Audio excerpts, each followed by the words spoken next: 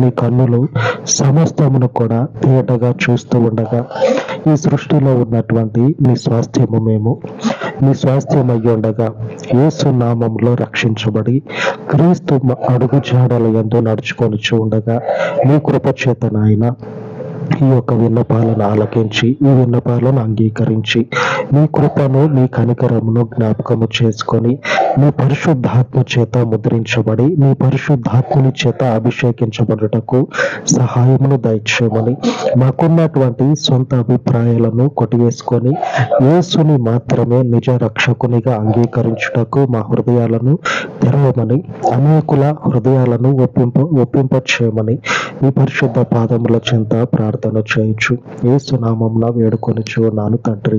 ఆమేన్ ఆమేన్. మన పరిశుద్ధుని కృప మనకు తోడై ఉండును గాక. ఆమేన్ ఆమేన్.